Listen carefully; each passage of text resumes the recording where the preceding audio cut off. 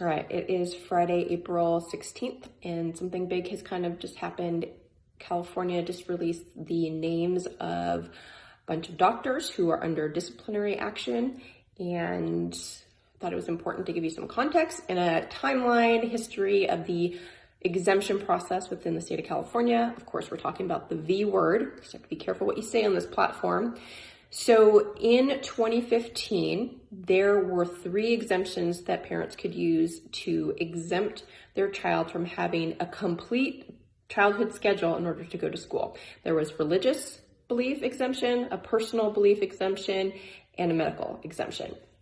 So SB 277 removed religious belief and personal belief exemptions. So the only way your child could go to school after the passage of the SB 277 was if you got a medical exemption.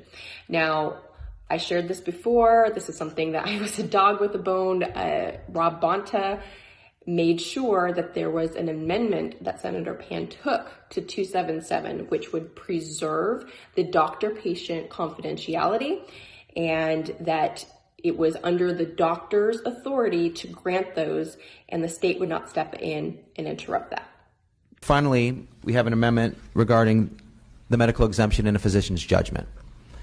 And I've heard from a number of constituents and Californians regarding concerns that a medical exemption is difficult to obtain or was difficult to obtain. I believe that current law of a physician states that a physician has complete professional discretion over the writing of a medical exemption. However, I have asked the author to take an amendment to clarify that a medical exemption is entirely within the professional judgment. Behind the scenes, right after the passage of 277, Charity Dean, who at the time was the health officer for Santa Barbara County, sent out a letter to the superintendents, the principals, the daycare centers in her jurisdiction, instructing them to send all medical exemptions to her office. There was no instruction to redact personal information, which was a direct violation of the FERPA Act. And a lot of schools, if not most schools, complied under the threat that their school would be audited if they did not comply with this. In doing so, the state began to build a database of students with exemptions and the doctors who are writing those exemptions.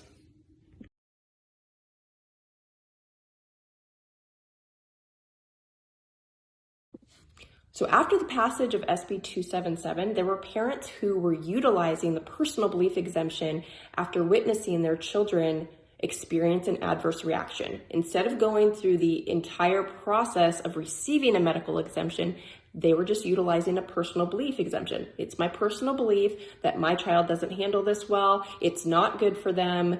They experience an adverse reaction. I can still just use a personal belief exemption. There was no need for them to get a medical exemption.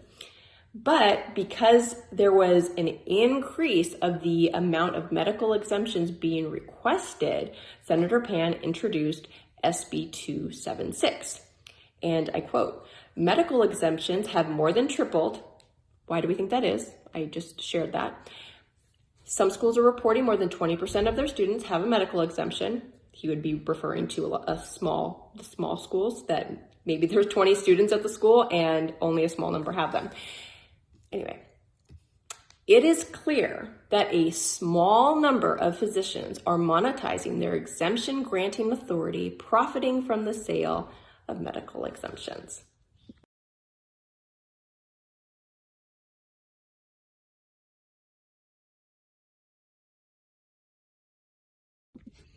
So SB 276 was introduced, and it essentially formed the government oversight of all medical exemptions. You had to, first of all, get a doctor to agree to give you a medical exemption, and he was only granted 5 per year before he was put under investigation, she. And then the state would have oversight to approve that exemption if they agreed with that assessment. And then you went into the state database, whereas before the state did not have any oversight. And again, I will remind you back to 277, the amendment in order for that law to get passed was to preserve the doctor-patient relationship and the confidentiality, and the doctor had jurisdiction over it. And because then Pan said that there was a small number of physicians that were faking exemptions or selling them, we needed to pass 276 because the government needed to have complete oversight and approval of all exemptions moving forward.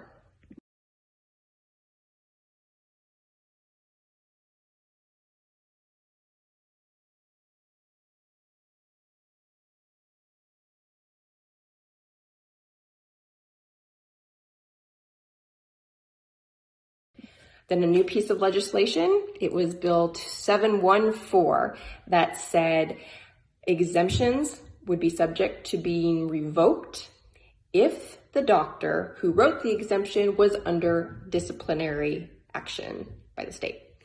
So that brings us to today.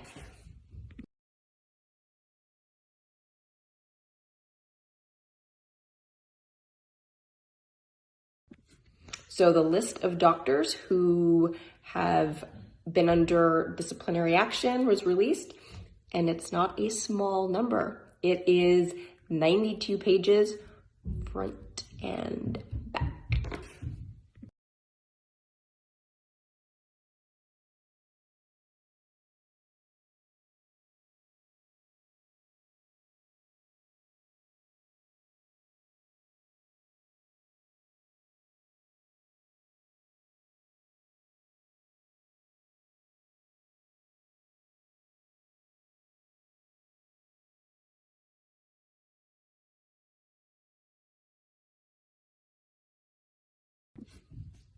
So a lot of people who have received exemptions, they recognize their doctor's name is on there.